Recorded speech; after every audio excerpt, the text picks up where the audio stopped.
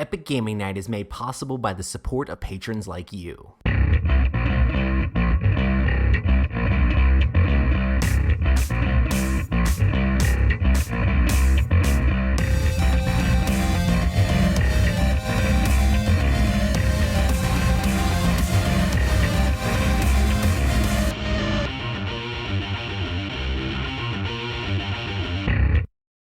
Welcome to the Epic Gaming Night podcast, a podcast about the stories and relationships board games create. I'm your host, Roy Candy, and with me as always is Matt. Hello. And Rob.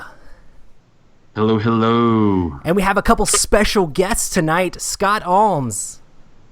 Hello, everybody. Thanks for having me on, guys. And Michael Coe. How's it going? Hey, awesome. Going really good. So Scott is the designer of a bunch of different games, some of which are the Tiny Epic series games.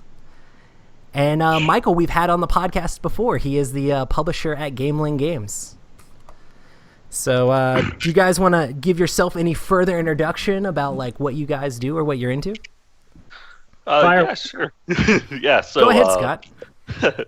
I'm a game designer best known for the Tiny Epic series, which Michael and I work on. That's our bread and butter. That's the biggest thing we're ever working on, although Heroes Land, Air, and Sea is becoming the biggest. I have a couple other games with other publishers. I'm pretty active in the industry, like Harbor, The Great Dinosaur Rush, Martian Dice. But yeah, all about games, love playing games of all types, and love designing games of all types. Awesome. So what about... And like you said, Roy, I've been on here before, but I'm the founder and CEO of Gameling Games, so... as Scott mentioned, most of what we do is publish these awesome, tiny little epic games that provide a really big punch in a small box. Except for this time, we're providing like just a gigantic punch in a huge box with Heroes of Land, Air, and Sea. So we've really gone to the opposite side of the spectrum. There's a lot of exciting things to say about that I'm sure we'll get to. So awesome. So that's awesome. So, Scott, since you haven't been on the podcast before, how did you yourself get into gaming? So I've been a gamer all my life. Growing up, I played the classics, Monopoly, Clue, all that stuff. Got into Dungeons and Dragons for a while. Played a little game called Munchkin. Then got into Settlers Catan, Ticket to Ride, and everything just expands from there. Every year the game collection just seems to double in size, as it seems. But yeah, I've been gaming for a long time with friends and family. It's how we've always relaxed and had fun. So it just is natural to get into game design towards the end, too. Gotcha. That's relaxing for you? Michael's like, that's work. Yeah, holy smokes, man. This stresses me out. This is what we pay you for. No, I'm just kidding. That's why I don't publish games, Michael. I design games. It's zen. He likes to do the fun part. I think designing games is the awesome part. I think developing games is the terrible part, when you have to cut up and throw away the cards and stuff that you made and reprint them out and like ask people about your game, and then, oh man, that game sucks, and you have to throw it away again and redo it. That's the hard part. Oh yeah, there's a lot of dead prototypes sitting around my office right now that should just be thrown away. Gotcha. How many games do you think you have that you've just like gotten rid of, like that you've designed? Oh, I mean, ideas that I've just scrapped entirely. I mean, it's probably easily 100. As far as games that have gone to full prototype, multiple plays developments, I don't know, maybe half don't make it. Yeah. But I try to cut them out pretty early. I have a background in product development engineering, so one of the things you learn very quickly is time's your most valuable asset. You need to know when to cut things, when things won't work out, and what can actually become a viable product or game towards the end. That's one of the things that I always think is super interesting about like all these game designers who have multiple titles out there. They probably have tons and tons of titles that never saw the light of day and were just like dead to them, basically. Oh, we spend most of our time playing games that aren't fun at all. So that's how it is being a game designer. Yeah. So we basically talked about several of the games you've already designed. What kind of struggles are presented when designing all these different tiny epic games that you're known for? It's surprisingly not the struggles you'd think. So the being forced to be within a tiny package is actually helpful in a lot of ways because component limits going into the game.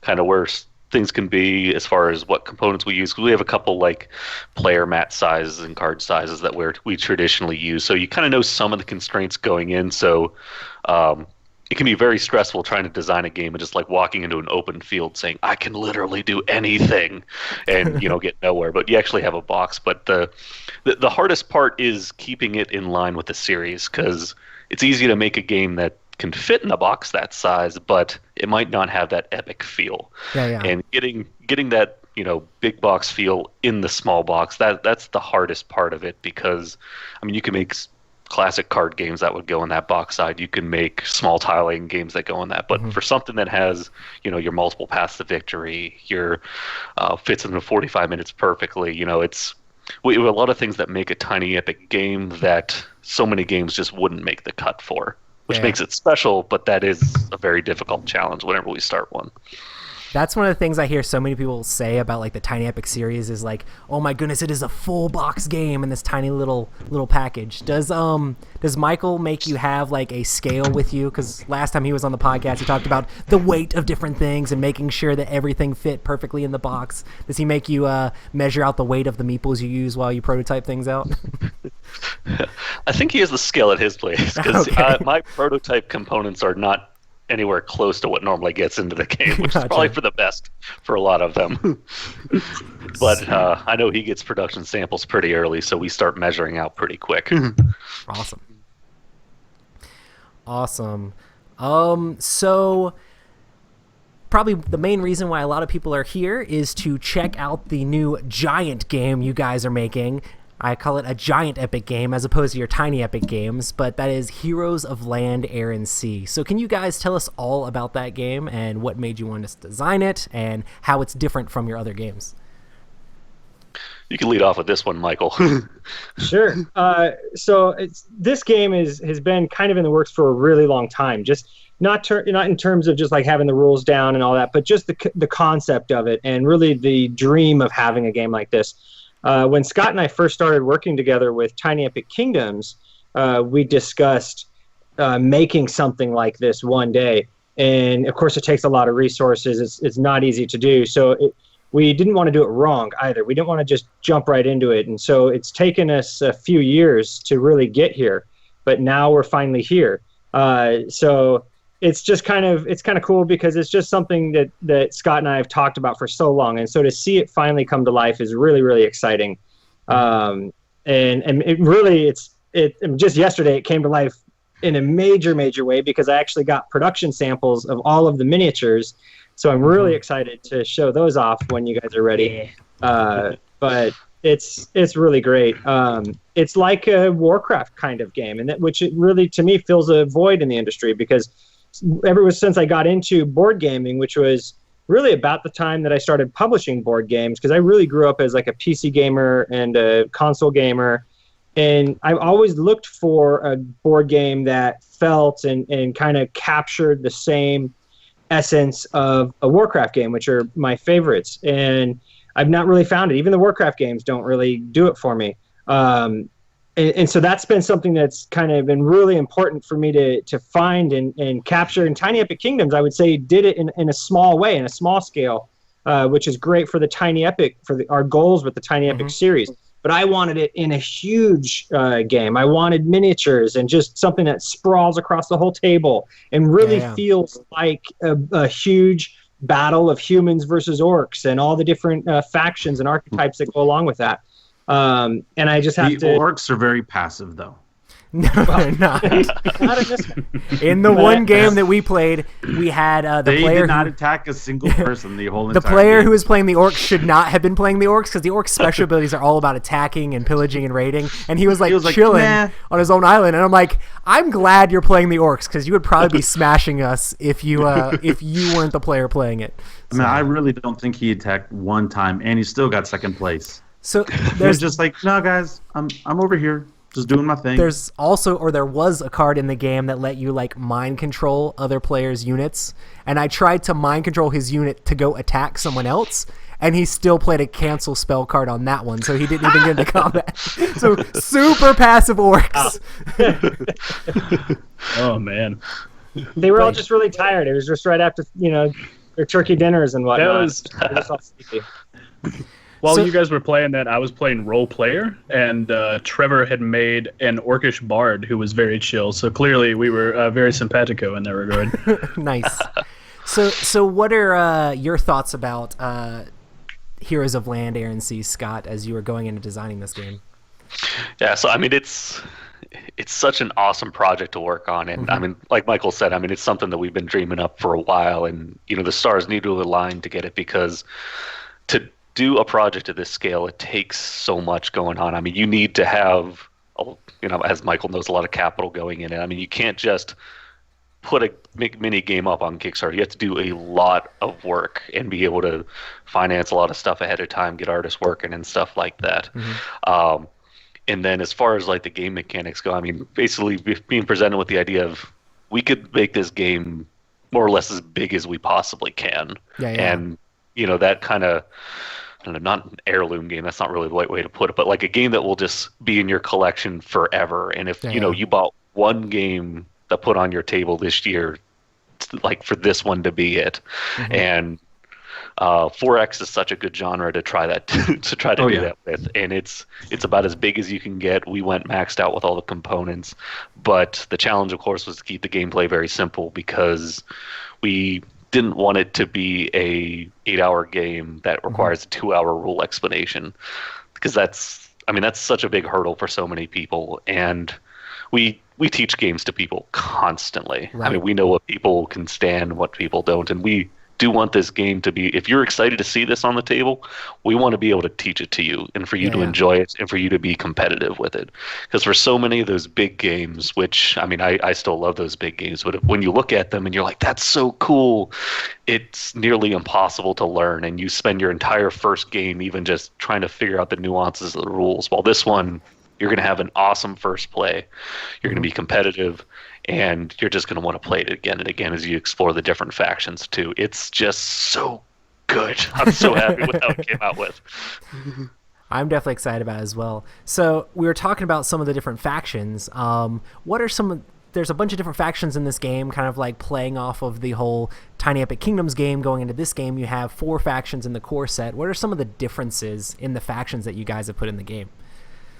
Yeah, so each one definitely has its own personality to it. I mean, you guys referenced the orcs, which are very, very war happy. If you want to exploit their abilities to the best, you're going to be thumping on opponents' doors the entire game. The elves, they leverage a lot of magic as they go, but they're not as straight lined as things were in Tiny Epic Kingdoms. Where Tiny Epic Kingdoms, each faction only had like 5 abilities, and this one there's significantly more, so they have a lot more breadth. It's not. You can't just use them one way. You can explore the different heroes they have, because the heroes all have different abilities. The air and water vessels have different abilities, and then the buildings bring across global abilities across your entire army. So there's a lot more to explore. There's over 20 unique abilities per faction, so you're really having to wrap your mind around a lot for each faction. So that's one of the things with this game, is that each time you build a building, you're unlocking abilities. But then also you can upgrade your capital, and as you upgrade your capital, that unlocks abilities for each building you've built. So it's kind of like this grid of special abilities you're unlocking, which is all unique for each faction. But on top of that, all of your heroes each have ability based on your capital level as well. So there's just like tons of different abilities, and it's very asymmetrical as far as the different factions go. And I've actually had the opportunity to play all 4 of the base set factions, so I'm pretty excited about playing through those. Now I just really want to play the other ones too. So the ones in the expansion get a little bit crazier, if that's the right word. Some of their abilities, how you use them, aren't as straightforward. Are a little bit more out there, and as you get into the game, those expansion factions, they have some special stuff going on, especially the goblins. And Michael knows why the goblins are really special with their one hero. They just like mass produce? Are they like super cheap, but like they swarm the board? They burrow. Or they blow themselves up. Yes, yeah, a little bit of all of the above. Nice. Really? They're goblins. Yes. Yeah. You get an awesome chopper, a little helicopter with the goblins that you fly around. Oh yeah, I and did just see that in the. That looks awesome. Yeah. I Oh man. I loved it, and I know we'll talk about it more later. But I'm excited for crazy, unique expansion factions. Like, let the base game have core teams that anybody can learn, and then have those crazy stuff in the expansion. Like, if you want to go crazy, here's your chance. I'm excited to play with that Lion group. I can't remember their name, but The Lion King. Yeah. Yeah. I just want to take my shirt off and play that faction. Just like That's man. actually not in the rules. That's a house rule. could that be like a Kickstarter stretch goal? Oh, You have to take your shirt off once you unlock You have that to certain take your ability. Yes, and you automatically lose if you don't, Instagram tag Gamelin Games. Yeah, that'd be awesome. Maybe we'll just have to sell like thin shirts that you can just rip off that are logoed for Nice. faction. Rip, And then you got rip in to half. absolutely. Yeah, We're gonna 'Cause get I've so tried many tearing my emails. shirts off, and I don't know if it's just my muscles, but I can't do it. So I've got these really thin shirts. Yeah, we gotta cater to the board gaming crowd. Not all of them are jacked. yeah. That's awesome. I'm not Jack, but I did do a couple push-ups today, so I'm getting there. Hey man, there you go. So the core set comes with 4 different factions, and the expansion comes with 4 more. Out of the 8 factions, Scott, what do you think is your favorite as the designer? Ooh, I'm really liking where the goblins ended up because they're. Well, one thing we've recently done. You can In tell the us. last Nobody couple months. listens to the show. You can tell us. Is that we've really ramped up with how powerful the heroes are, and how Gotcha. whenever they come on the board, they kind of quake the board a bit. You're like, oh, he's on the map. Crap. Everyone watch out for him. And there's this one goblin hero that walks around with a barrel of dynamite that whenever he's on the board, everyone takes notice. And I love that moment that comes with it. Nice. But yeah, I'm not as much of a warmonger, so I'm not normally playing the orcs in the base game. Gotcha. I'm more a little bit. I like the dwarves quite a bit. I like the humans too. I mean, there's something I like about all of them because you have to play them so many times. You have to have stuff in there, but they're definitely designed for different types of gamers. Everyone will be able to find at least a couple factions they really enjoy playing. Can I ask a question about a specific hero? Yeah. So, and I know you guys have already mentioned that you've buffed the rules some based on the prototype that Roy and I recently played, the Paladin. I really like the Paladin. I really like his abilities.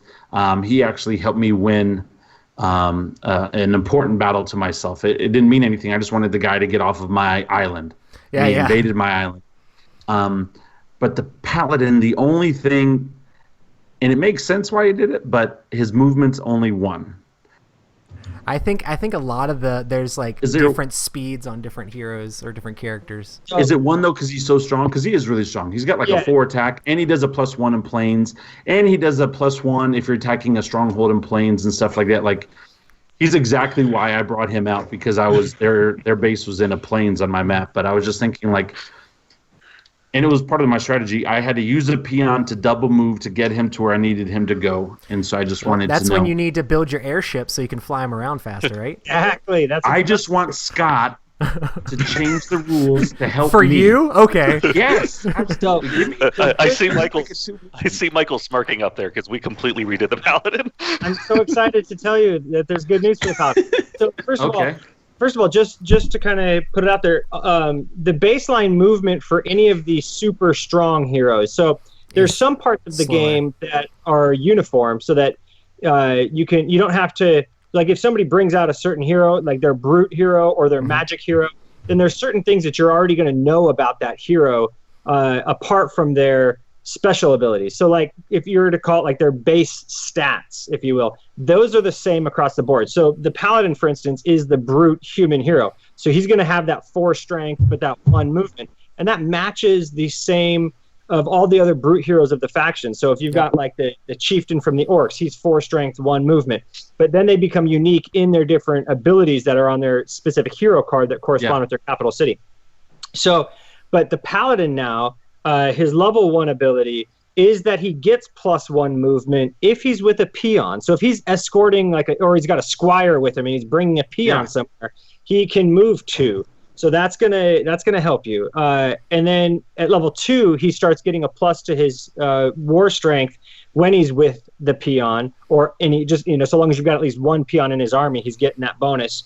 And then at level 3, he gets some additional victory points for winning battles with a peon. So he's very much his archetype is very much focused around having a squire with him, kind of knighting a squire that increases his movement and his strength. So did you guys change it from planes to squire? Which I like squire better because it makes it universal. Peons. Where planes was only pretty much peons? That's where he was best. Peon. No, I mean planes because the one that we played with Roy, he did a lot of bonus stuff in the planes. But now that you have the peon with him, he's more universal.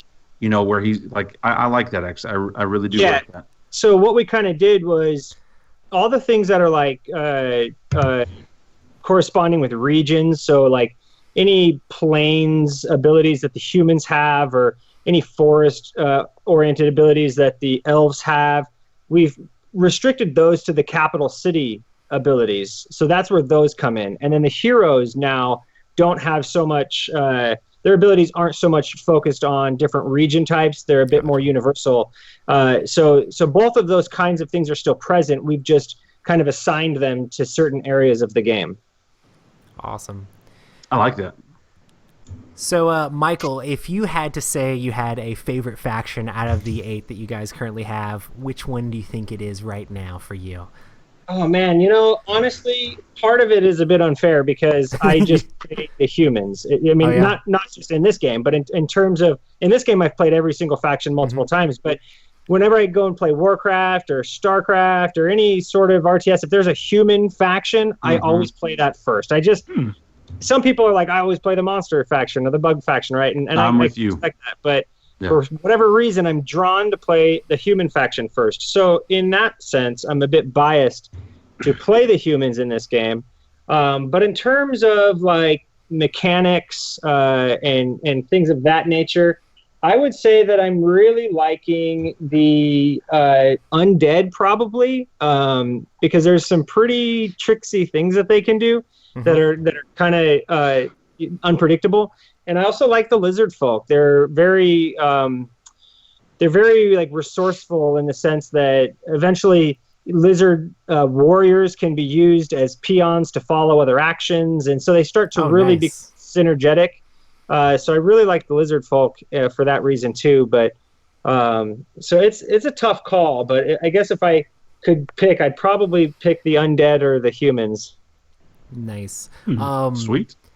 I've played only the 4 from the base set, and I'm definitely a fan of the elves so far, just because I really like spamming spells. It seems like fun. Like, get spells, play the spells. Get spells, play the spells. Is what I was trying to do a lot in our last game, and it was the first time I've ever played them. I know Matt played the elves as well, and then Rob, you've only played the humans.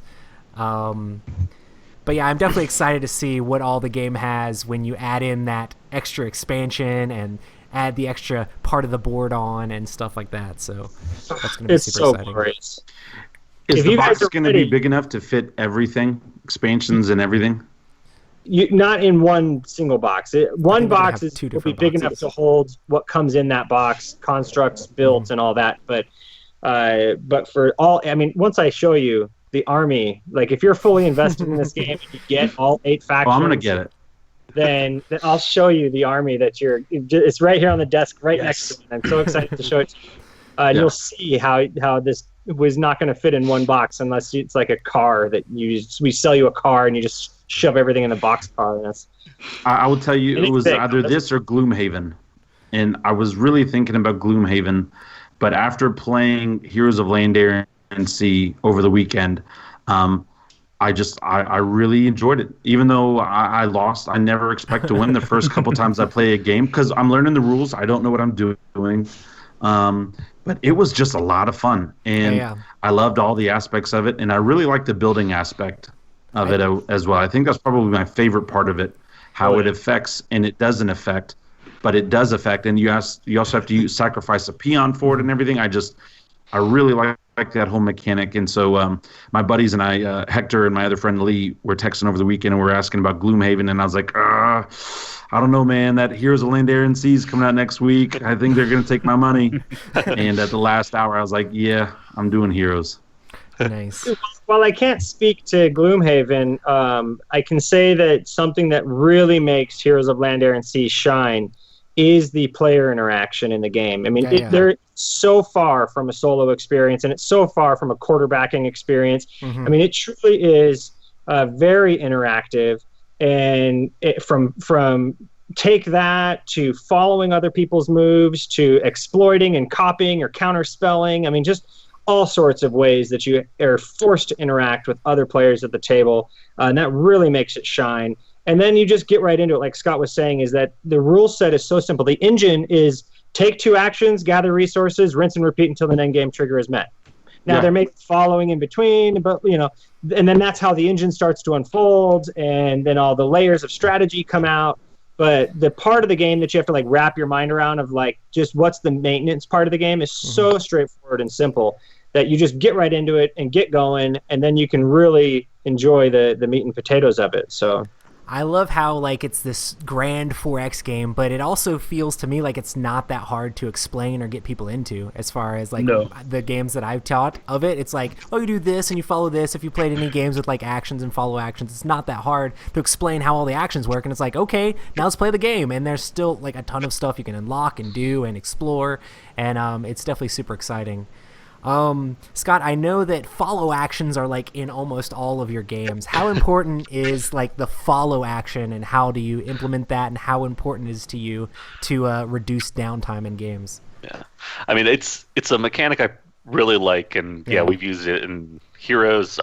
Galaxies had it, and Kingdoms had it as well. And what I love about it is that it makes people care what other people are doing on their turn or on other players' turns. So, if you're wanting to do an additional action or sneak an action in or anything like that, you're actually focused on what that other person is saying. It's not just sitting and waiting your turn. You're waiting to jump in at a particular time or something like that. It just keeps everyone involved in the game, and that's something that can really bog down rules heavy games where you don't have those kind of quick turns. Like if someone has 3 actions to do on their turn and each is labor intensive and there's no interaction with other players at all, people tend to drift off, be on their phones and stuff like that. And I like everyone to be involved, everyone to care, and that follow action is such a good way to do it. And it's one I really like, and it's also just a way to keep everyone feel involved constantly because they're still doing things. Yeah. Or not feel involved because they didn't invest in peons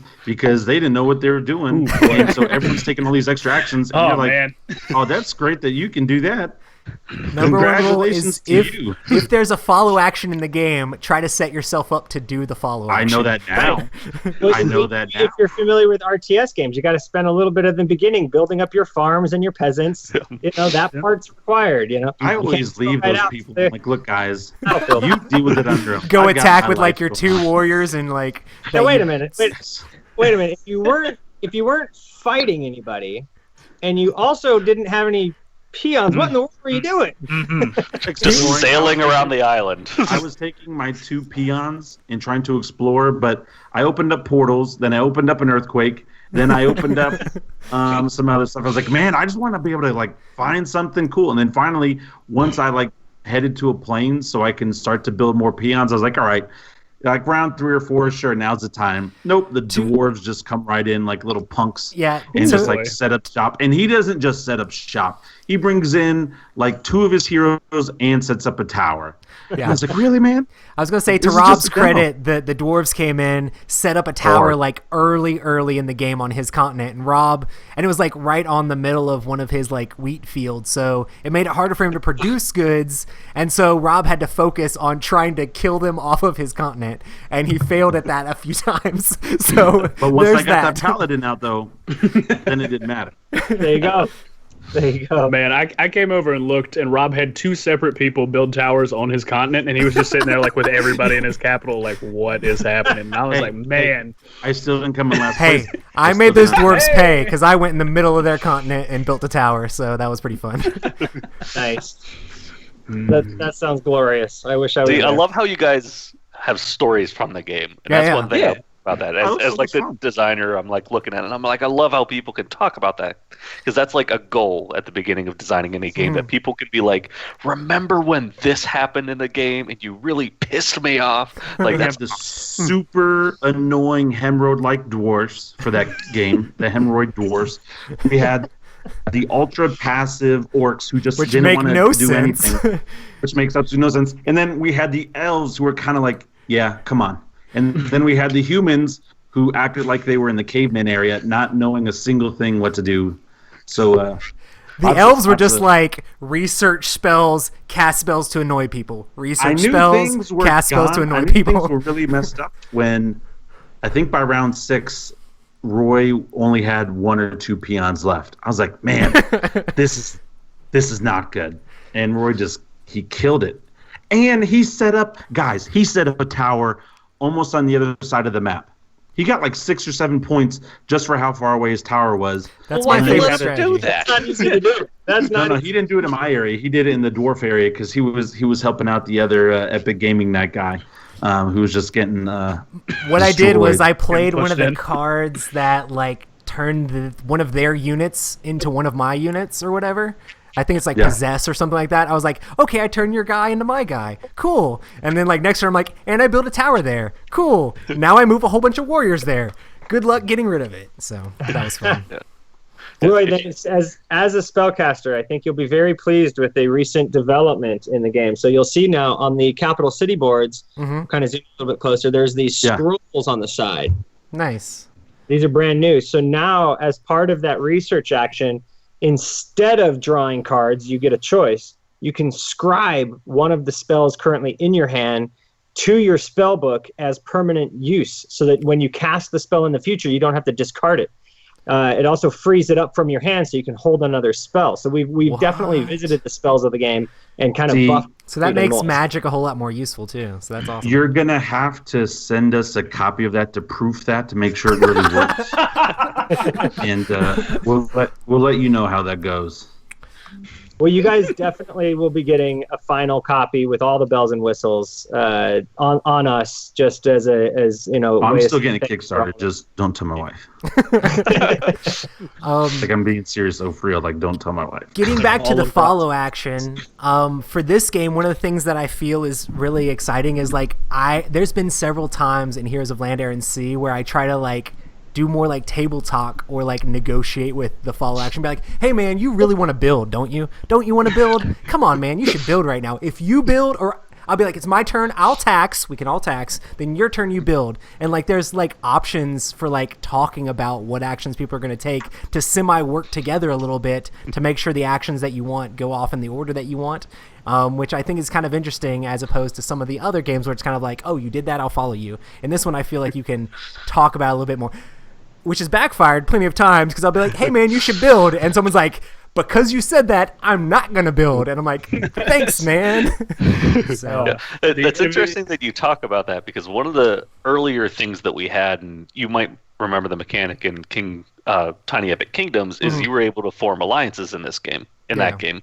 But there's no alliance mechanic in this version. We're gonna have a team version, but as you play this game, you can't form, quote unquote official alliances. And the reason that we ended up moving away from that, because we did have that in for a little bit, is because it came up naturally.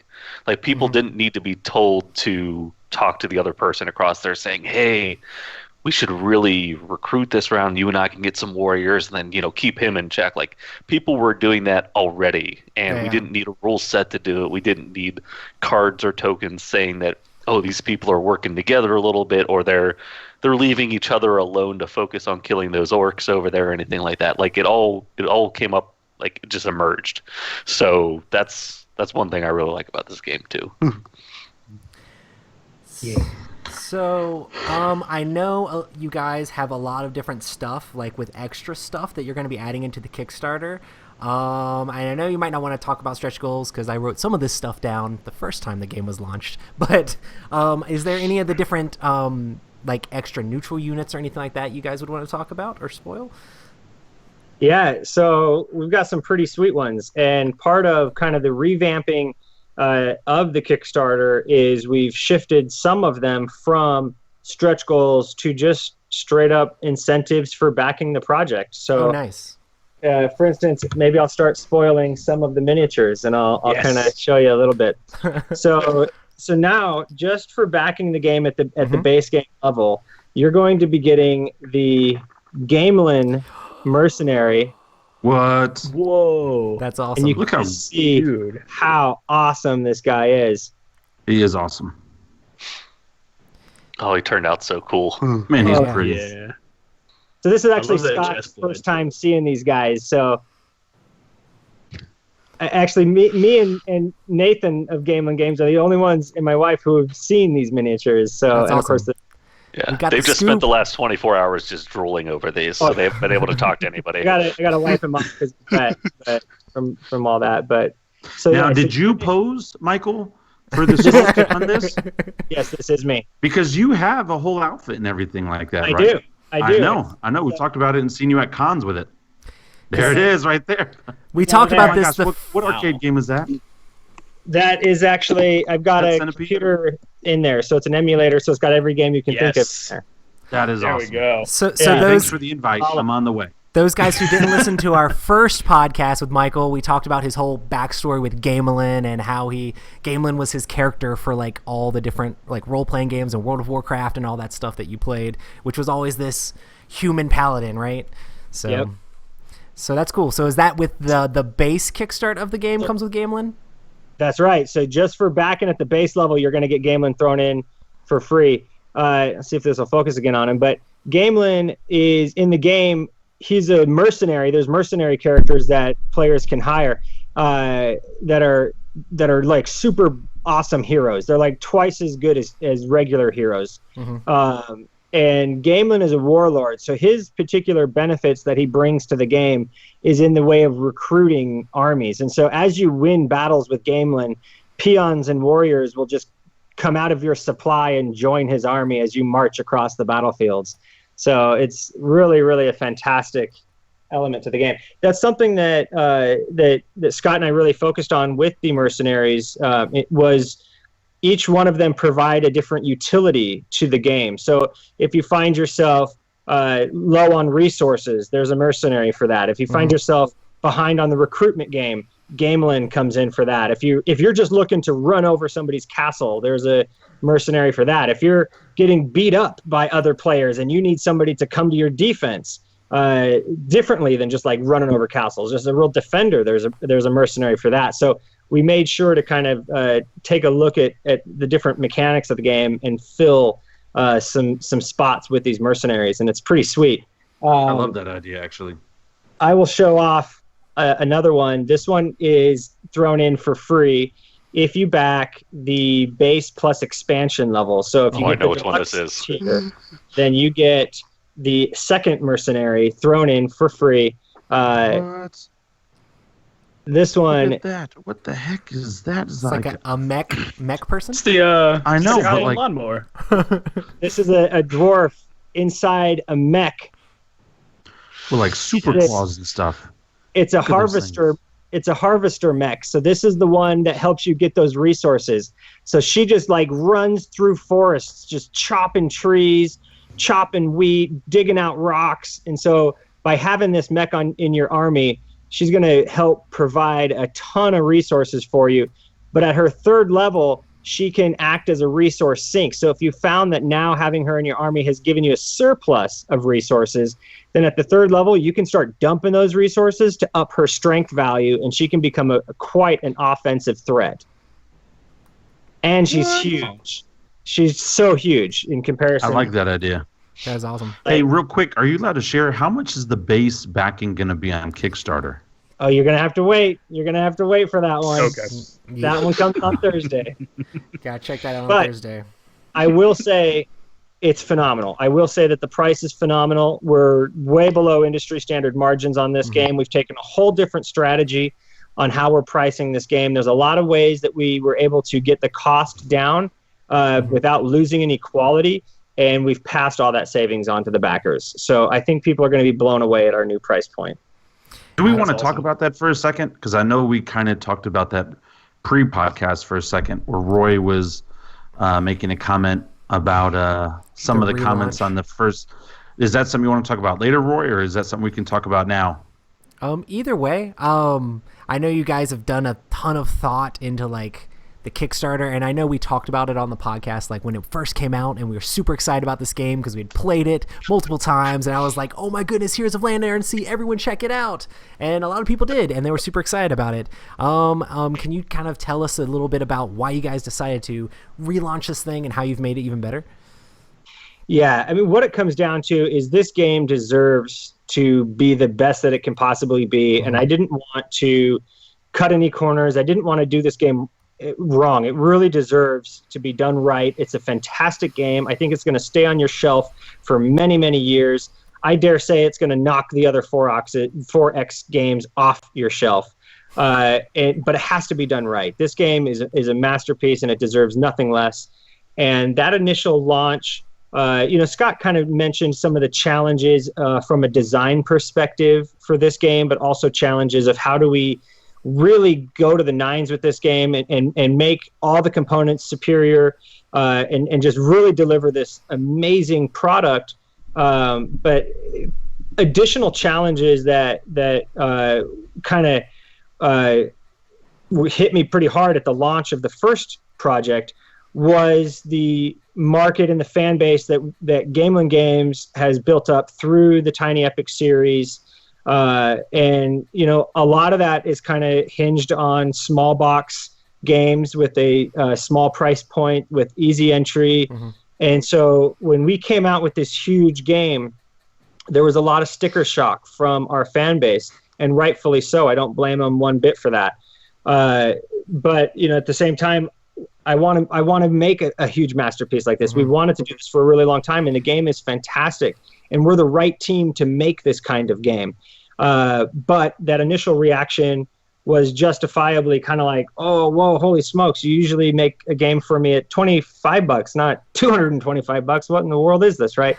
So that kind of got things off a bit on the wrong foot.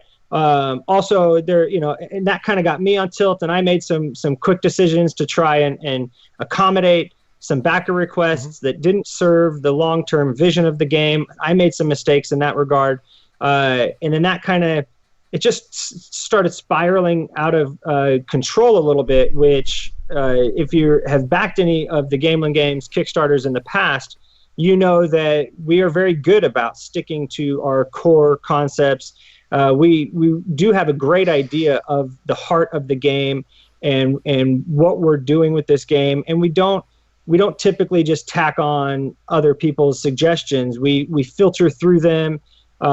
We take the ones that are in line with our design goals, that work, that allow us to make the game better. And every Kickstarter we've ever ran has been made better by the backers.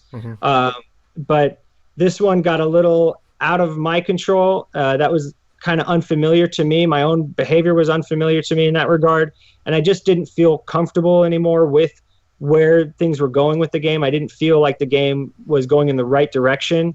And so despite it having been funded, I wanted to pull it down, recalibrate it. I wanted to give the backers the price point that they were looking for, but I didn't want to do it by compromising elements of the game, which I had started going down that road. So I had to just pull the plug, start fresh, go back to the drawing board, do it right, take what I've learned, the lessons I've learned, implement them in this relaunch. So I can most definitely say that the game is better because of the initial launch being pulled down. Things have definitely been improved, not just with the price point, but also with the game in general. Now the board, instead of just being this huge, massive board, which unfortunately doesn't fit on most gamers' tables. We've now been able to split that to one baseboard with an extension board, which is more inclusive for more gamers.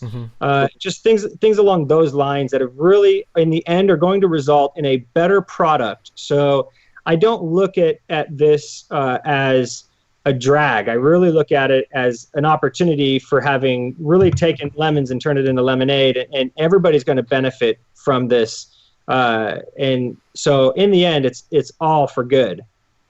I will say this, and these don't reflect the attitudes or reflection of Epic Gaming Night or Gameland Games or anything, but screw all those people that wanted to come out and be negative and stuff like that. There's a lot of really brave cowardice people online, but when you meet them face to face, they're not nearly half of the person that they claim to be. I am so thankful as a consumer that you did what you did. I have bought games more in the video game area where they try to just rush something out and patch it later. And I have bought a couple of board games that seemed rushed. And I'm thankful that you guys are taking the time and putting the quality into the game rather than just trying to appease everybody, because nobody can ever appease everybody. It's not going to happen. But I love the fact that you guys made a ballsy decision. Now, as the fan, I'm like, crap, I want the game. But also as a fan, I want a really great game.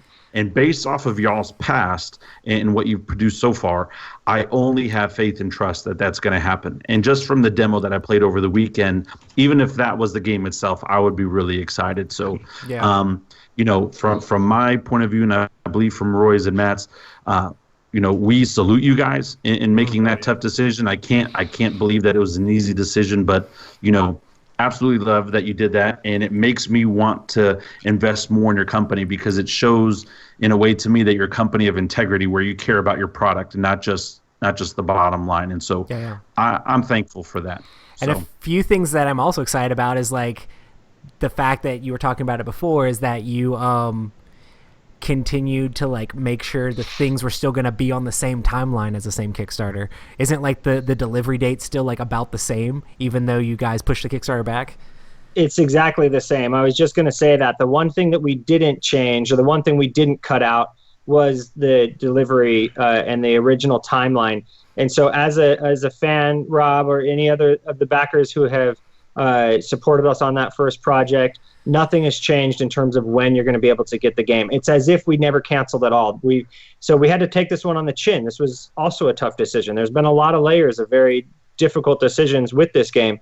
But like I said, we are going to do this game right, and we're going to make sure that this game is the best it can be, and that the backers are taken care of. And so part of that was taking even more of the game's initial expenses, which are typically offsetted by Kickstarter, and just carrying that burden and that heavy load, or rather, in the interim. And so we have moved forward with the molds of the miniatures. That's why I'm able to have all of the miniatures here with me now, is because we've footed that bill. We've taken that on ourselves, which is no other minis Kickstarters have that. They don't have all the miniatures in their final form, fully fleshed out. They use the Kickstarter funds to get there. In this case, no, they don't, because I just got an email today from 2 Kickstarters I backed last year that the mini sculpts may just be coming in. Oh boy! So, well, we're ahead of the game, man. Yeah. Because the minis are part of the biggest thing, right? And a lot of people were like, "Hey, Gameland, you've never made a minis game before, or how can you actually promise us that original timeline is even going to stick?" And this was during the first project. I can tell you right now that the delays that come with minis games are in this process of creating the molds and making the miniatures, and the fact that I have all of them on my desk right now stands as a testimony that we will stick to our original delivery date. We are not going to have hiccups in this department. We may not have made a miniatures game in the past, but we do have experience working with plastics, working with molds, and we have just a lot of production experience in general. And all of that, every piece of everything we've ever learned as a publishing company is being applied to Heroes of Land, Air, and Sea this is not going to disappoint everybody. The high expectations that's being built, we're going to deliver on that, and you're going to just fall in love with this game. Did you guys hear that Rocky music playing in the background during his hype speech? Did you guys hear that? It's starting to bob my head. Just, da, da, da, da. I'm super Man, excited. but for real though, it is absolutely insane that you guys are going to stick to the original shipping schedule, because it's like we all backed Rising Sun, and so Rob is always like, yeah man, we'll get it soon, and then me and Roy It's are not probably gonna more come like, yeah, anytime soon. we'll get it after No. Gen Con next year. Yeah, no, it's never gonna And come. so it's crazy to me to see Kickstarters that actually can stick to a timetable, because a lot of them these days just fall flat. Yeah. Well, this is our 13th or 14th Kickstarter project, of which everyone in the past has delivered on time or within 2 weeks of its estimated delivery date. We've awesome. never missed that.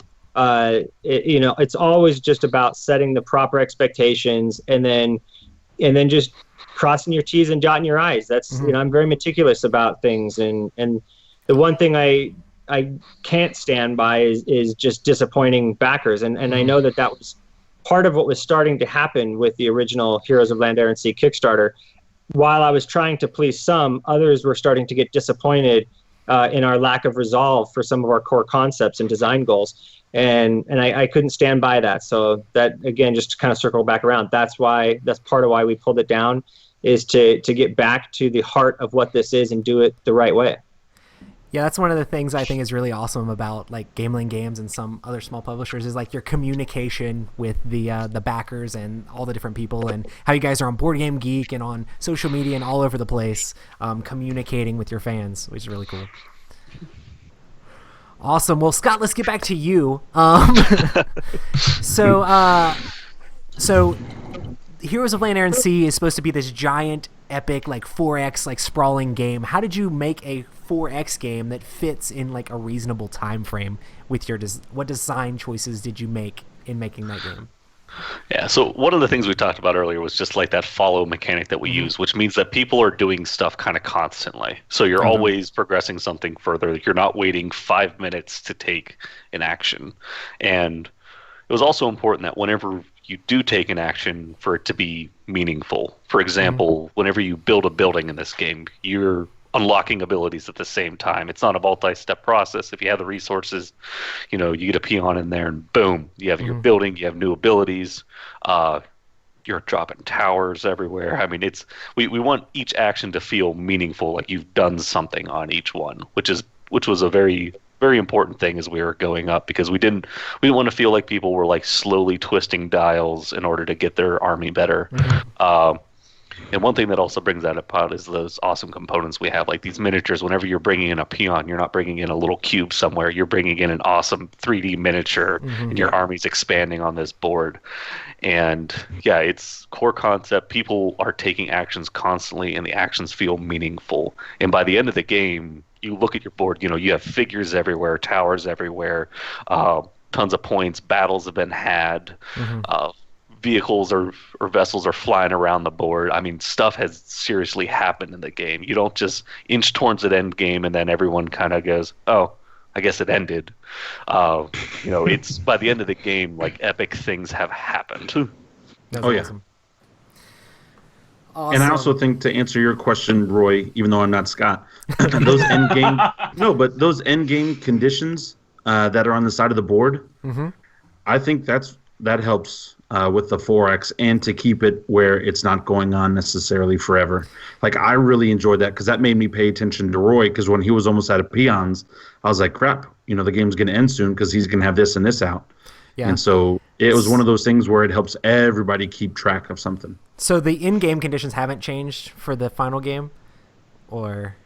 So yeah, the in-game conditions in Heroes of Land, Air, and Sea are based on the 4 X's of explore, expand, exploit, exterminate. And exploring, if you explore the entire board, like every single token is flipped over, that's one of the in-game triggers. Expand is that the one with towers, or is that with peons? I think you have to have all your towers out, right? Expand, I think, is all your units out, and exploit is all your towers out. Gotcha. Okay. So yeah, expanding, if you get all of your peons and your warriors out, that can trigger the end of the game. Or exploiting, getting your towers out, and your towers being out means that you have to be at like the third like level of your capital, so you have to have really like built up your stuff. Or exterminate, if you actually take out somebody else's capital, you just run somebody over, you can end the game, which I'm still waiting to see that one trigger. We have to be a little bit more brutal, but it's crazy when it happens. One of our live streams, Nate and I go at each other like cat and mouse, man. We tear each other apart. So yeah. Games like almost always end in extermination because they're just so brutal. That's awesome. So funny because Nate here in chat has been just talking about how Michael's really soft in the game and he doesn't know how he's going to be able to get things done. And so I'm glad you're defending yourself a little bit. Yeah, Nate's joining us in chat in our live stream. So. Oh, nice. That's awesome. Cool. So, Scott, what influenced you to design a 4X game? I know you have a couple of them. So, is there any like different influences that designed you to go into that whole realm, or what was it? I mean, I loved old 4X computer games. I mean, I know Michael was more of a Warcraft guy, but I was a little bit more StarCraft, and I liked Age of Empires a lot. So those were my 4X games of choice. And I mean, it's just epic because you get to do a little bit of everything. You get to advance, tech trees and stuff like that. It's just so immersive and so cool, and it has that feel that you just truly built something at the end. So those were a lot of influences I had earlier on for that, for sure. Especially Age of Empires. Love that game. Gotcha. Yeah, I used to play a bunch of Age of Wonders growing up, which is like a fantasy 4X, and like Heroes of Land, Air, and Sea feels like Age of Wonders, like the board game, basically, because it's like fantasy races running around smashing each other and exploring, and I'm just like, yes, I love it. So good times. And we know Michael was all about the Warcraft, and that's why he had to make this game happen, right? I just had to have it. I had to have a tabletop game that captures all of that. So I love it. I don't play Warcraft or anything, but when we played the demo and I saw the flying ships, I was like, yep, this reminds me of Warcraft, and it just works. It's fantasy. Why can't you have flying ships with lions and the undead and freaking orcs and stuff like that? So you did a good job. And see, that's something that we've not even really touched on yet in this particular conversation, but there's something very fresh and very new going on with Heroes of Land, Air, and Sea, and that's marrying miniatures with cardboard constructs. So cardboard constructs have become pretty popular with like Cult Express and some other games that, and those are kind of becoming a beloved component. But there's not really been a game that's taken miniatures and put them in the cardboard constructs to fly around the board. Other games maybe will just take a miniature and you put all your other pieces aside and you pretend that they're in this boat or you pretend that they're in this airship. Where in our game you're actually putting them in the boat and you're actually putting them in the airship. So when people so the visual appeal of the game, when people walk by and see it, or when you're playing, the immersion is there because you're actually seeing a boat come across this vast ocean heading towards your capital city, and there are units in it, and it feels very intimidating, and it's really fantastic that way. And we get the airships up on plastic stands, so they're flying above the other units, and they're holding units, and it's just a really visually appealing aspect of the game, and it's really pulled off in a glorious way. And I think people, maybe while it's not talked about a lot right now, when the game actually gets delivered and people actually start doing that, I think it's going to be kind of one of the sleeper aspects and one of the most beloved aspects of the game once it gets to your table and people can put it in practice. That's one of the things that I really like about it is the fact that like even with just like the capital cities, like you start with smaller capital and it grows and you can see like, oh, what capital level are you? Oh, I can just look at the board and see, oh, you're at your third level. Okay, well now I need to like look out for this or that because you've got all your special abilities unlocked, and it's just interesting the like actual visual appeal of like the cities actually building up and the towers building up all around the board is actually really exciting. That kind of plays right into our next question, which is what are you guys doing to make Heroes of Land, Air, and Sea truly epic? I'm pretty sure like the construct is one of the huge things about it. Yeah, I mean that's definitely a big part of it, and I mean as Michael noted, I mean when you see that on the board, it just changes everything because no one else is doing that right now. I mean, you see a lot of miniatures games, and there's a lot of cool games that do have these cardboard constructs. Like I love the game Celestia, which is a nice little push your luck game that has a little airship. Oh yeah. But that game has one little airship in it, and like those constructs for what the price of this game is just insane. What you get, I mean, it's a kind of obscene how much you get in this box. Really, I mean, it's like the best deal in gaming you can get. But yeah, I mean, we felt the rules, as we kind of talked about, definitely lend itself to epic play, but the finishing touch is definitely the components and what Michael was able to source by putting in the right artists, the right manufacturers, and all those stuff. Because you have a nice big board, awesome minis. I mean, he got like the best people in the industry to work with. He's got the best artists. I mean, it's the finishing touches is all that chrome on top that just makes this like a perfect gaming piece. A game that you're just never going to be able to get rid of, because you're just going to need to play it all the time. So that means Michael needs about 100,000 units sold to break even, right? Yeah. I may never break even, but that's all right. This was definitely a passion project, and but no, I think we will. Actually, I think that the relaunch is gonna surprise people. Yeah, I think I'm not too worried it's gonna about have a lot of support. So. But I mean, definitely, just the base game alone comes with 80 miniatures and over 20 constructs, and a gigantic board and a ton of cards and a ton of bits. And then you throw in exactly how big is the board? So it's 26 by 26 for the base board, base game board, and then another 13 by 26 for the expansion board. If you give me a second, I'll try to hold it up and show you. But Yes.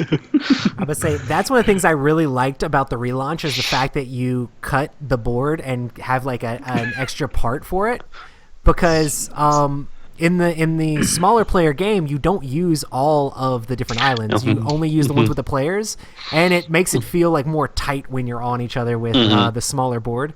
And there's not like all this weird like water area that's kind of like, why are you going over there? But yeah, that thing is huge. Yeah, no, there's everything is epic about So this that's game. a 4-player board. How freaking awesome is that? Yeah. Like, shut up. It's Look pretty how massive. huge that is, man. Yeah, and There then we you go. add the 6-player on it, and it adds another piece to it. Yeah, and one thing about that the 4-player board too is that actually be double-sided for whenever you're playing 1 to 4 players, and then whenever you're playing the 5 to 6, so all the routes line up and everything perfectly. Oh, really? That's so. awesome. That's cool. yeah, it's really great. And the art is so Thursday. immersive. Like what Scott was saying. I'll kind of grab this and show you again. But there's so many Easter eggs on the board. And so when you're looking at the board, you can just get lost in playing I Spy the sandworm, or I Spy the unicorn. So for our video stream, we actually have the board as the backdrop behind us. So if you line that up just perfectly, you can actually make it fit in your cutout of your head, Michael. No, I'm just kidding. But Good luck. See. Yes, yeah, totally. But I should figure out how to do that. no, but it's definitely super exciting, and I'm super excited to see the new board like in action on the table. Awesome. So yeah, the Kickstarter is coming out Thursday. 8 a.m. Eastern or Central Time? Eastern. 8 a.m. Sweet. Eastern time. Yep. Nice. Right. And how long is the Kickstarter going for? You going the full 30 days? You doing a 20-day something time period, or We're gonna run it for 3 days. 30 days? Okay. I should be able to sell enough blood in the 30 days to be able to. Do what you gotta do. Make it happen. Yes. Well, I mean, Michael already said you can just go ahead and auction off your other 4X games, because this is the only one you're going to need. There you go. Yep. You know what? I actually have been doing that recently. I've been selling games where I don't need them anymore because better games have surpassed them. And I'm a mini fan anyway, and so the fact that you're having all these minis, it's probably going to take over for me 4X. Like Twilight Imperium is fun. I really enjoy it, but it's like so much game. We can get this game in on a normal Friday night gaming group. We can't get a Twilight Imperium on a normal night gaming group. Like we have to make appointments with our wives to play Twilight Imperium. I don't need to make an appointment with my family to be able to play this game. So. And joking aside, that is actually a goal we had of this game. We didn't want someone to have to set aside an entire Saturday to enjoy an immersive 4X experience. Yeah. I just love how it gives you like so much in that short amount of time too. It's like you played a full 4X game in that hour and a half, whatever, 2 hours, depending on how many players you're playing with. So super exciting.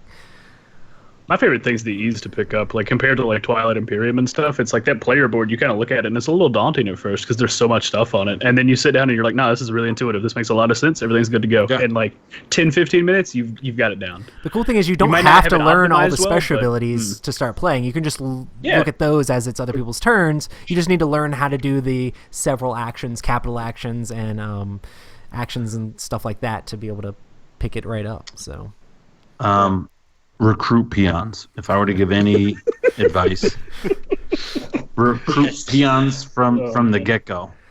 also talk the dwarves not into attacking you like the very beginning of the game. But see, I didn't even do anything. The guy was brand new. I see. All 3 of the 4 players were all brand new, and I was just being nice. Someone I didn't wasn't mess brand new. anybody. I said 3 of the 4. 3 of the 4. I felt a little bad after our game. No, you didn't. I was No, you- almost come on. lapping people. So, but Roy Spam almost spells. slapped somebody in points. Yeah. I was trying to catch up. Yeah. Anyway, it's a good game. Just get the peon.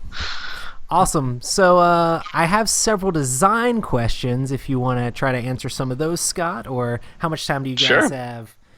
Awesome. So No, what, we're good.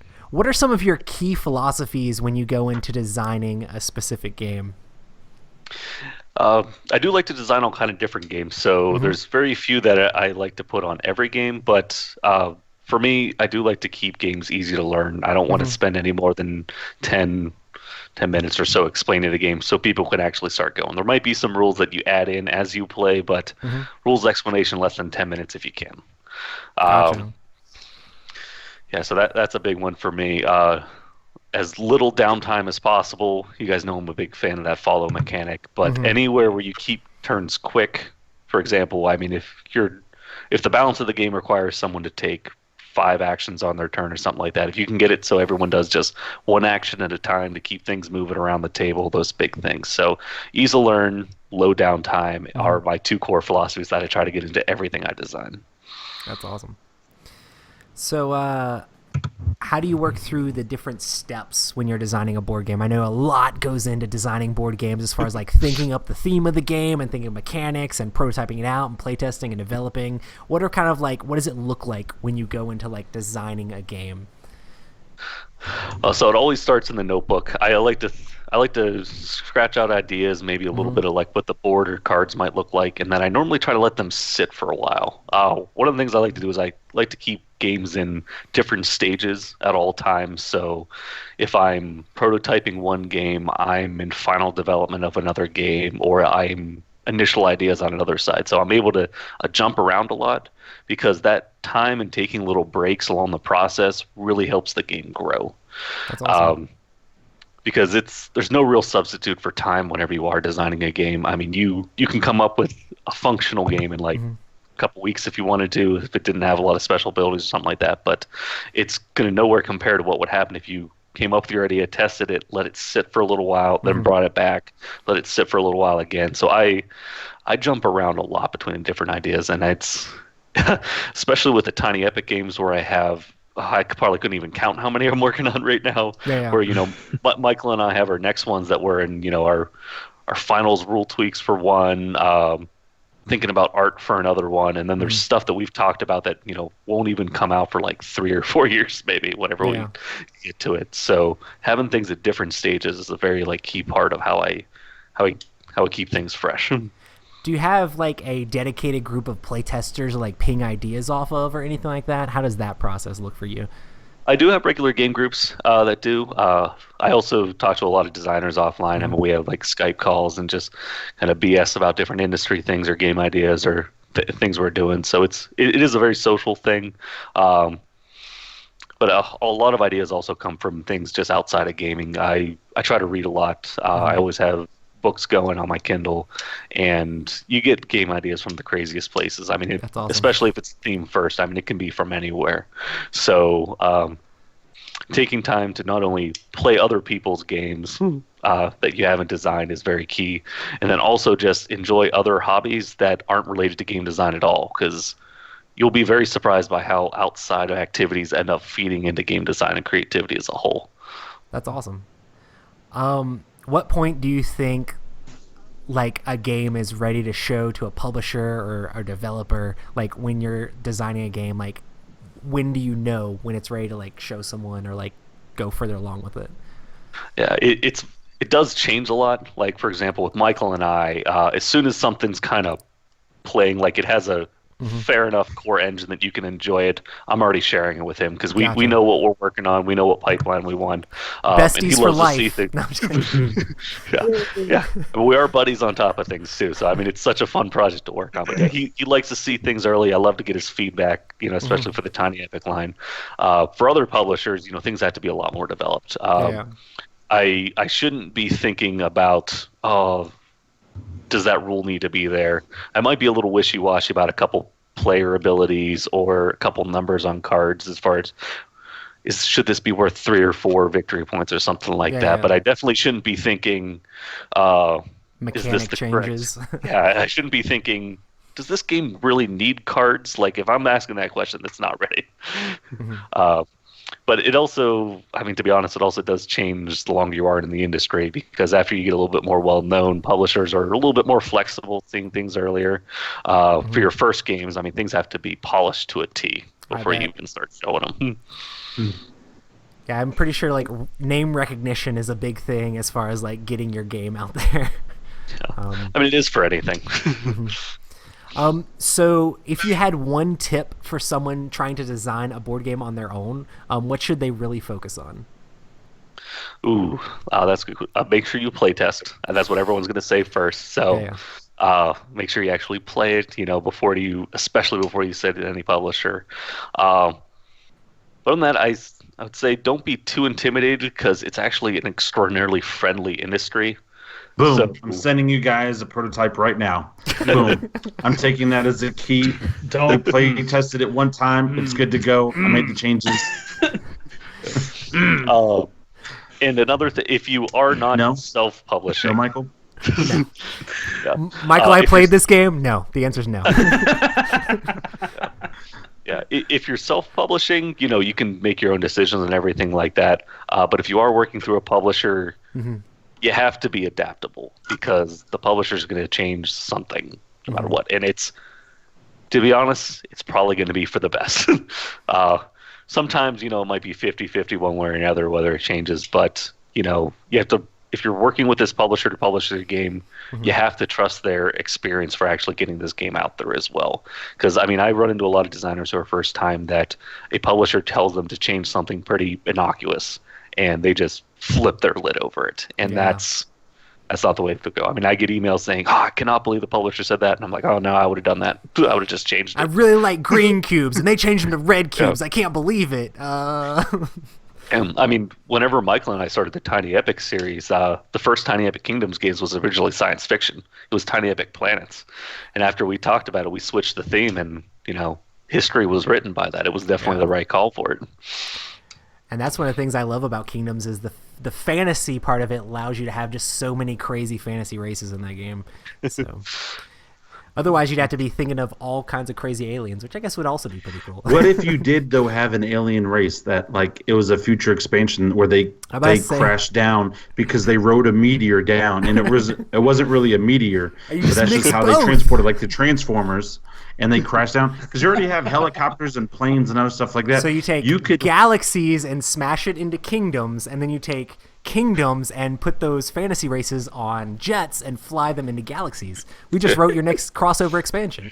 Yeah. You mean ride them in on horses to the saloon so that we can have a Tiny Epic smash up, including Tiny Epic Western in all of our games. It's like the Marvel universe just all coming together. The Infinity Tiny Epic. Yes.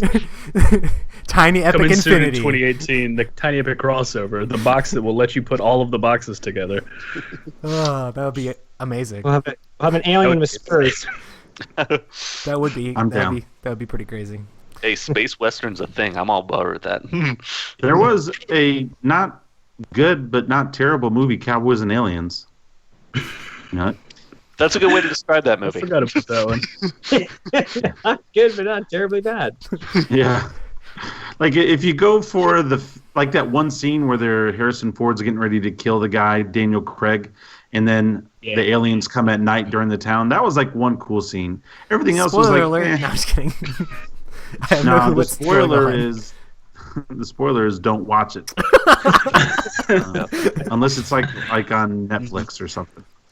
Awesome. Well, to get away from Gamelin a little bit, is there any games that you guys have played recently that you've really been enjoying that is not a Gamelin game? Oh, we've been doing so much. I played a game called Number 9. Yeah. It's published by Abacus Spiel, and I think it's coming out by Z-Man later on. Nice. But it's just a simple little tile-laying game where each number is actually in like almost one of those polyomino, like patchwork-like pieces. Like And Tetris piece. Yeah, exactly. And it's a little abstract, but it's very simple to learn. It only has two rules to it, and it's been a nice little puzzle game that I've really been enjoying. Awesome. What about you, Michael? Have you had any chance to play anything that's not Gamelin? I don't get a lot of opportunities to do that, but I did recently play a really cool game in a prototype stage right now called Overworld, and it's going to be coming to Kickstarter from Magic Meeple Games, who put out Dark Rock Ventures, and this one is a pretty cool tile laying game. It's got some really neat concepts. It's got some things that are kind of akin to Carcassonne, but Nice. it's set in kind of a fantasy theme. It's kind of like an NES overworld or like a video game RPG overworld kind of setting. So that's gonna be pretty cool when it. I mean, it's pretty early stages right now, so there's not a lot of information out about it. But when that name starts circulating, people should perk up and pay attention because it's a cool game. That's awesome. So, Scott, what would you say is your personal favorite tabletop game? Oh man, it'd have to be, taking my own games out of the equation here. Yeah. It'd have to be probably Robo Rally or Power Grid. I think those are the two that I just love the most. So different in those two games. I know. They're so different. Yeah, because I love root building games and economic games, so Power Grid's there. But one of my favorite mechanics that happens in a game, in like a game like Robo Rally, is when things just go so terribly wrong, and you're just trying to fix them. Like that, like that feeling like everything you plan for is just falling through your fingers, and you're like panicking trying to make it work. I like that mechanic in games a lot, which is goofy, but I love Robo Rally so much. Bad at it, but I love Robo Rally. Yeah, it's always a ton of fun. Awesome. And I know we've talked to Michael before, but do you have a personal favorite tabletop game? I do. I probably would say it's Carcassonne. I own every expansion to it that was put out by Rio Grande Games, and then I rebought the whole freaking thing with every expansion all over again from Z-Man Games. So now I own 2 complete versions of everything, and plus I bought the Winter expansion and the Wild West Sheriff expansion and all sorts. I really like games that are simple to get into, but offer deep strategy, and Carcassonne is one of those. Everybody knows Carcassonne; they've all played it, but that one to me is just, it stands the test of time. Every time I pull that game out to show it to somebody or to play it with my wife, it's always entertaining and it's always enjoyable. So that's probably my all-time favorite. Awesome. From Heroes of Land, Air, and Sea, which is my new all-time favorite.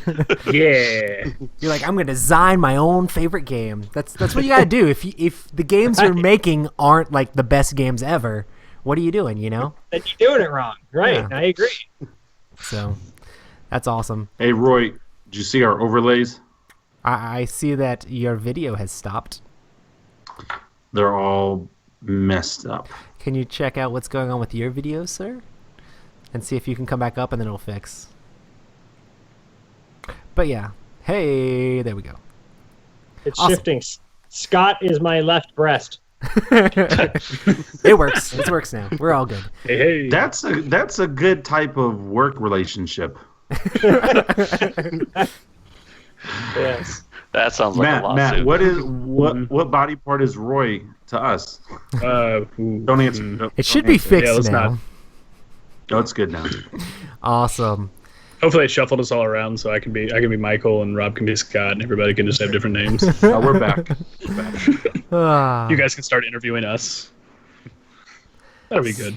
So I have a couple questions I can try to knock out real quick from some of our listeners that asked questions way back when we first were going to have you on when the first Kickstarter launched. But so one of our listeners asks, why focus primarily on small box games? Also, any advice for designers who are looking to fit a big box idea into tiny boxes?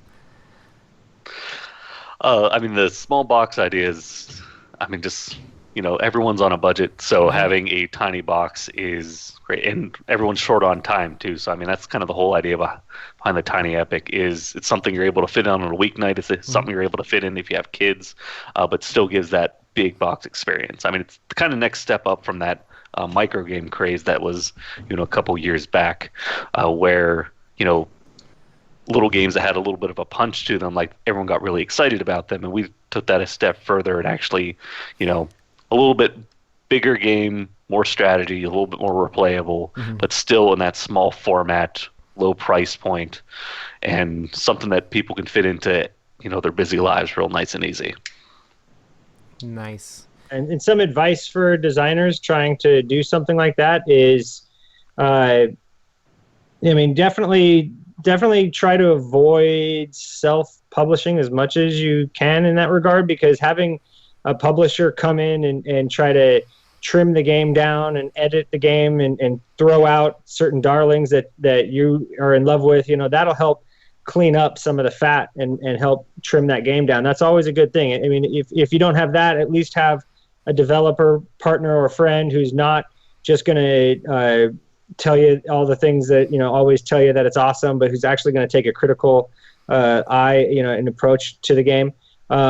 But also to not try and fit all of your ideas into one game. Try to just focus on a few, one or two core mechanics and make that the whole thing, and have the rest built around that, and that will help you. Awesome. So another question is, what genres would you like to tackle in Tiny Epics, whether it be like theme or mechanics? They also say, how about Tiny Epic Deck Builder? And they also said, #ScottRules. Yeah. If I comment on that one, I think Michael will reach to the screen and strangle me, because we both know what genres are coming up next and what mechanics, but you're like every single one of them that you can think of. That's the plan. Tiny Epic, all the games. That's the right answer. Really, the whole thing behind the Tiny Epic series is, we want people to be able to invite their friends over who have never played board games before, at least not these hobby board games, right? They may have played Sorry or Monopoly, but that doesn't count. If they've never played hobby board games before, we want to have them be able to come over and have the owner of the Tiny Epic series introduce to them these games that kind of show them or open their eyes to new mechanics, to things like engine building, resource collection, Forex, co-op, and show them these things, but not overwhelm them. We don't want them leaving that night going, yeah, I don't think board games are for me. That hurt my head, and I sat there for 3 hours, and I got really bored. We don't want that to happen. We want people to be like, okay, holy smokes, board games actually are as intriguing as video games. They actually really are, they're a great alternative to going out and seeing a movie or to going and doing something else. And they're not going to sink your whole night, and they're not going to be a brain burner in that way, so in that way we're trying to capture that with the Tiny Epic series, and then that involves trying to spread across the whole spectrum of genres and themes. And so you can be like, okay, cool, I'm glad you liked resource collection, now let's show you tile placement, or let's show you this, so we have a lot of fun ideas, and we're going to try to explore them all in this series. Super exciting.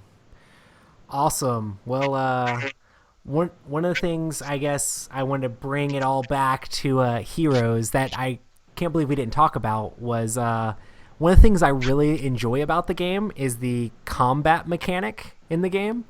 Can you tell us a little bit about that as we bring it back to Heroes before we close?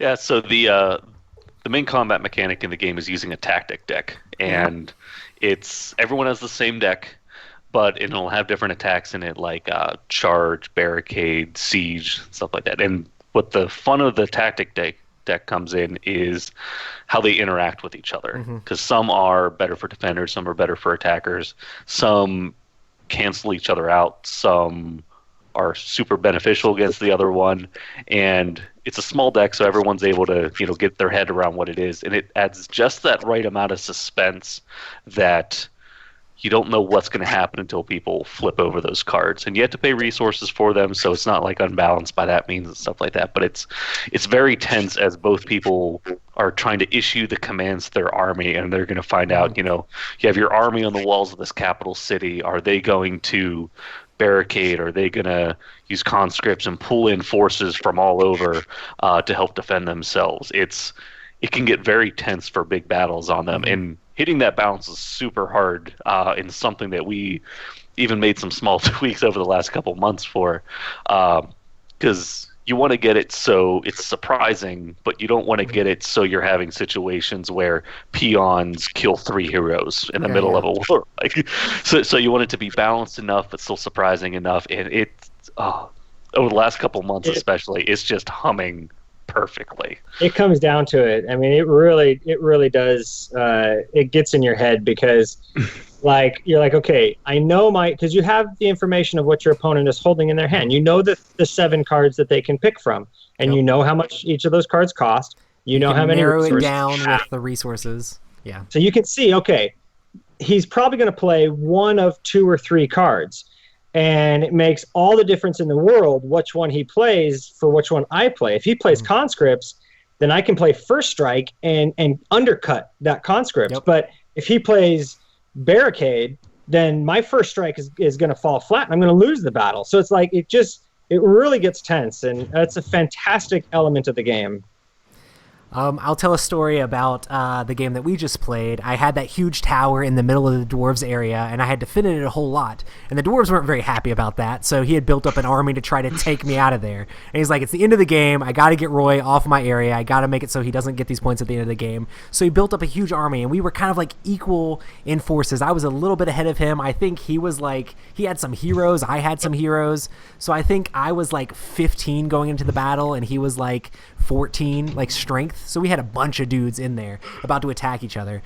And so we're looking at our cards, and based off the card we pick, depends on who wins the battle. And I had to look at the resources he had and be like, okay, he can't play this one. This one's defender only. He's attacking me. He can't play that one. Let's see what counters. I look at my board to see these are the resources I have. These are cards I can actually play. What do I think that he will think that I'm going to play, so I can play the card that counters the thing that he thinks that I'm going to play. So it like this whole mind games of what's going on. So I'm like, I have a ton of magic. He probably thinks I'm going to go with the charge, even though charge is too obvious. I got a bunch of people back at like my home area. I can go with the conscripts, but if he cancels that, I'm going to be like wrecked. So I ended up going with conscripts or whatever that can bring people in. I brought a whole bunch of people in from my home area to defend my tower, and ended up like beating him by 1 point based off the cards that we picked. And it came down to that like at the end of the game, and it was super exciting the way the combat mechanic works in this game, because it's deterministic, but it also gives you lots of choices on like how exactly to play the other player. You're not doing some random luck-based thing. It's trying to outsmart your opponent. So Right. Which is super exciting. Awesome. Well, okay. Are we ready for the big reveal before we close? we are ready for some big reveals. Give us the info you want to give us before we close this thing out. Okay, so I want to show off the amazing miniatures that are going to be coming with Heroes of Land, Air, and Sea. So everybody that has stuck around and waited, this is totally worth it. You're going to love how these turned out. And if you're listening to the audio podcast, you better check out our YouTube channel to watch the stream. You're gonna right, because I can't do the voices for all the characters, so you're gonna have to just see them. I did that the very first time I did Tiny Epic Kingdoms. I played voices with every faction. I was nice. Sorry. Well, you have to record that. No, minis. Maybe make a soundtrack. What is it, like Warcraft when you activate the certain units? Roy, quit talking. He's trying to show us the Look at the units and Oh man. if we could implement audio for this game, we would. All right, guys. So check this out. Oh man. Jeez. So I'll kind of try to zoom in here. This is 80 miniatures right here for the base game. So if I come in close, you can see that's your row of peons. Hopefully it'll focus in just a little bit for you. Yeah. That looks pretty epic. So that's all the human peons. And I then see the hero- paladin. The paladin. Yep, there he is. I'll kind of try to get in a little bit better on these guys. There's your smuggler, pirate girl, and then your mage. Your buck swackler, or what do you guys call it? Swashbuckler. Swashbuckler. Yep. Buck she's a swashler. swashbuckler. The buck swashbuckler. I don't know. Hey So man, come it's all back. right. Here's your elves. You got all the awesome elf peons, warriors, heroes, Sweet. Oh, they're so cool. There's your Yes. dwarves. the dwarves. Yeah, The dwarves. The cannon. that cannon. Dude, Oh man. he is so cool. Yeah, that is awesome. The orcs are just fantastic. I love that all the orcs like peons have shovels. I don't know why. It's just awesome. They can kind of. Yes. That's sweet. Yeah, and Chad did the miniatures for you guys. Yeah, That's chat correct. over there. So they're so nice. The detail in these things is just so phenomenal. Dude, I'm loving the Grim Reaper guy. Get in close for the. Oh, the undead faction. Yes. Chad has Oh. done a ton of different miniatures for games. He did Mice and Mystics, and he's done like Run Fight or Die, and he did Spectre Ops, like a whole bunch of different great board game miniatures. So just expect those quality of miniatures in this game. So Right. I mean, these guys. There we go. Try to get them to focus in a little bit. I'll definitely be posting some pictures and stuff too with really good shots, so you can see. You got your lions, your little goblins. These guys are super scary. They're little but scary. The lions, and then the lizards. Was that like a really fat goblin king? Yes. Oh So- man. Let me show you here. I'll try to get you to and show you how cool this guy is. Is that the guy you were talking about? That you're like, is that your favorite goblin? Let me see Oh if I- no! Well, my favorite goblin's the guy with the TNT, the big barrel of dynamite. That's awesome. I don't know if maybe I'll put something behind him. Maybe that'll help focus him in.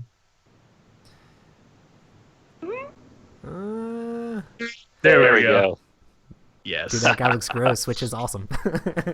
So good. Goblins Yeah, aren't pretty. He's really great. Oh, so good. So, and then the other promo characters are here. Spoilers. Oh, all kinds of spoilers. Lads. Oh man. Those guys are really great. So I mean, you can just see how many minis this is. This is just tremendous. Yeah. So it's good. It's going to be so good. Awesome, guys. There we are. Well, I guess we will wrap this thing up.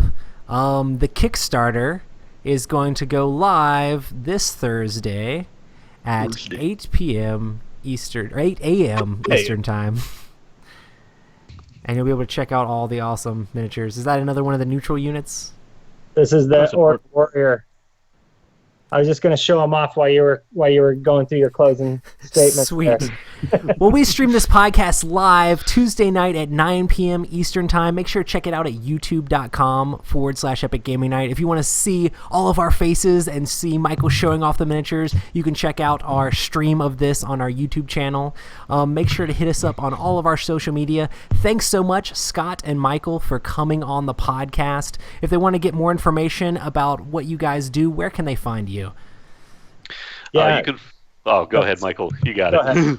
All right, so you can find me on Twitter at Scott_Alms. That's the easiest place to find me. And I'm also on Board Game Geek all the time. Ask questions, chat with us. it's my favorite haunt. So it's a good place to be. Yeah, you can check out Gamelin Games at our website, gamelingames.com. You can also find us on Facebook /Gamelin Games, Twitter, Gamelin_games. We're on Instagram as well. Follow us on Kickstarter. We launch a bunch of awesome products. So yeah, we're always active and stuff too. You can find us on BGG, and we're very approachable and easy to reach out to, and we always get back to you. So Real quick question. With all the expansions and everything, it's 80 miniatures. It's 80 miniatures with just the base game. If you include the expansion, you're at 160 miniatures. Shut up. And that doesn't include promos. It doesn't include the promos, Boy. right? So That's super exciting. Awesome, guys. Well, make sure to check out the Kickstarter. We'd like to thank all of our amazing patrons for making our podcast possible. And thanks again so much, Scott and Michael, for coming on. And we'll thank you very see you much. guys next time. All right. Thanks for having us. later. No problem. Awesome. Yeah. Cool. Well, that can is be pretty- the end of the That is show. pretty freaking sweet. That is. If you guys have anything to say to chat or anything to say to us before we leave, let us know. Just No, that thanks was for good. having us on. Yeah, it was a lot of fun. That was awesome. Yeah, we definitely had to Thank do you guys for coming on. things super cool and casual, so we definitely had a lot of fun. Made it happen. Michael, if you want to send all those minis over to me for testing, that's fine. Okay, thanks. Yeah, same here. Don't designers get like the last straw most of the time when it comes to these games, depending on the publisher? Like, oh yeah, you'll get your copy eventually. We got to fill all the Michael's good pledges to me. first. Michael's he makes sure I get a proto or the one of the pre-press ones or whatnot, just to make sure everything's right too. Hey, you gotta help promote the game as well, right? You gotta go show it off to people. And we want to make sure everything's right before we make how many thousand of them. So I'm sure.